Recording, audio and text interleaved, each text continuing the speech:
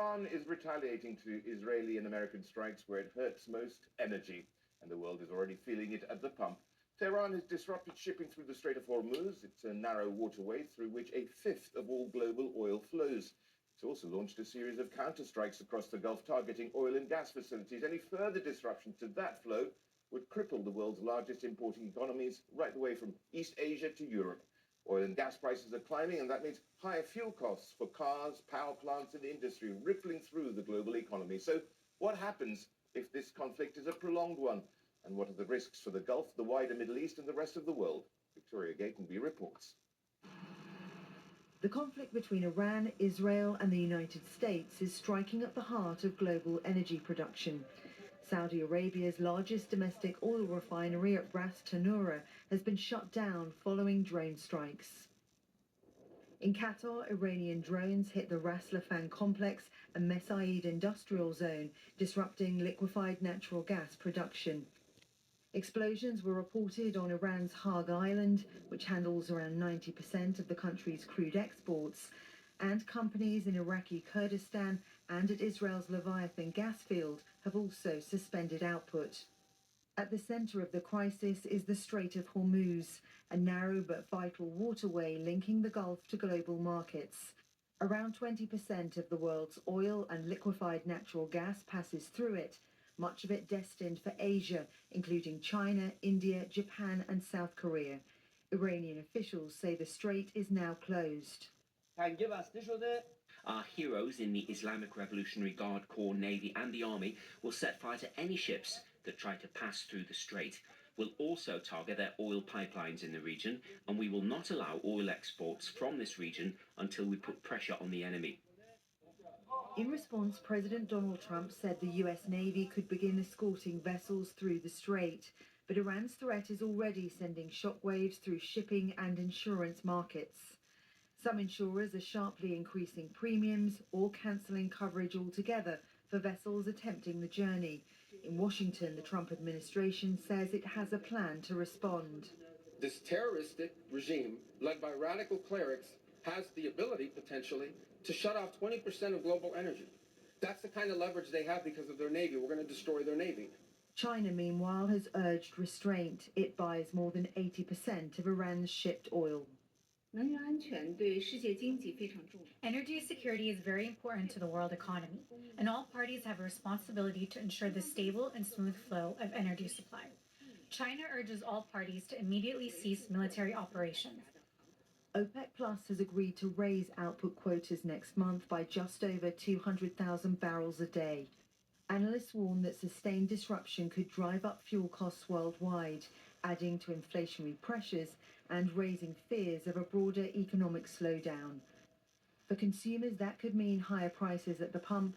For energy-dependent economies in Europe and Asia, the consequences could be severe, possibly resulting in soaring inflation, weakened currencies, and the risk of recession. Victoria Gatenby, Al Jazeera, for Counting the Cost. This could pass $100 a barrel if disruption to shipments continues, and that could add 0.6 to 0.7 of percentage points to average global inflation. And that's because the price of oil pushes up the costs of almost everything from transportation to prices at the pump, manufacturing, and logistical costs across the economy. For example, every $10 a barrel increase in the price of oil typically raises gasoline prices for American consumers by 20 to 30 cents a gallon. Shipping costs are rising too. Hiring a supertanker to move oil from the Middle East to China hit a record of more than $400,000 on the 2nd of March, and that's almost double the cost from the week before. Central banks are watching closely. If inflation accelerates, they may delay cutting interest rates or even raise them, but that risks slower economic growth. Iran's retaliatory strikes across the Gulf are reverberating through regional markets. It's raising concerns about stability in one of the world's most strategically important economic corridors. Oil prices soared because of supply disruption, with Brent crude climbing as investors factor in geopolitical risk. This could benefit oil and gas producing countries such as Saudi Arabia and Qatar, but stock market volatility across the Gulf has spooked investors and raised worries about the impact on multinational companies. Shipping's also been affected, particularly around major hubs in the UAE, while higher insurance and freight costs could add further pressure. And business activity across the region, particularly tourism, has experienced major disruption. Airspace has been closed in Dubai, Abu Dhabi and Qatar following Iran's attacks, leaving thousands of travellers stranded at airports. Well, let's dive deeper into this. Joining us from Riyadh is John Stakianakis. He's the chief economist for the Gulf Research Centre and an energy market analyst. And from London, we have Anne Pettifor. She's the director of policy research in macroeconomics, or PRIME. And from Doha, we're joined by Ahmed Helal. He's an independent Middle East economics and political analyst. And to you first, how much damage can this conflict really inflict on the global economy? Well, I mean, an enormous amount of damage, and we can't really calculate it at this stage because we don't know how long this is going to last. However, as things stand, there are going to be parts of the globe that are more harmed by this than others. So Europe, I think, is particularly vulnerable because of the dependence on liquefied natural gas and the increase in the gas prices. The United States is pretty well insulated because of its self-sufficiency in oil, but there have been other repercussions which might flow back to hurt the United States. And of course, there is the great threat of inflation, which would be global inflation because these are global commodity prices. Ahmed, what about your take on this? I mean, a lot of this will be really contingent on how long this war lasts for. Yes, indeed. The impact, however, will be immediate for the Asian buyers of Gulf hydrocarbons in particular. If you look at China, 40% of the imports of oil come from the Gulf. India will face a similar problem. In fact, India will have to start buying more Russian oil, which will complicate its relationships with the United States. Across the spectrum, downstream products, chemicals, refined oil will be more expensive, and that will boost inflationary pressures globally as well. I would also point to pressures in the global food system. The region is the largest producer of urea, which is a key input to nitrogen fertilizer.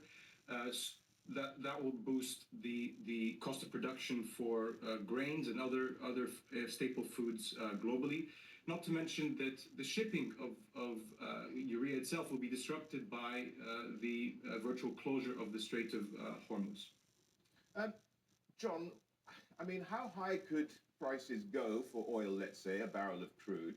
And also, how quickly can this feed into the inflation picture?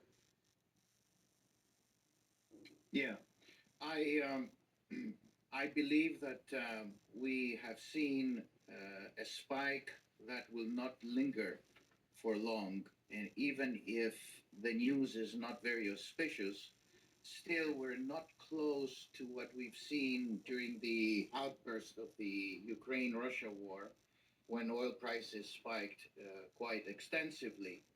And I don't think this is going to linger forever. And the U.S. is quite aware that the longer they drag the war, the longer will this has stagflationary impacts on the global economy. So I think unless we see some kind of a nuclear event, an expected event, the worst is probably now, and most likely, as Trump said, oil prices will begin to subside from here on. I think that John is being too sanguine there. Well, I mean, in regard to oil prices, I think he's right because there is a good supply of oil out there and demand is weak. And economies are less dependent on oil than they were, for example, during the Iraq crisis. So I think that's the case. I think the bigger threat is gas and the gas price and the impact of the gas price on all energy prices across the world. So for me, that's the really big worry.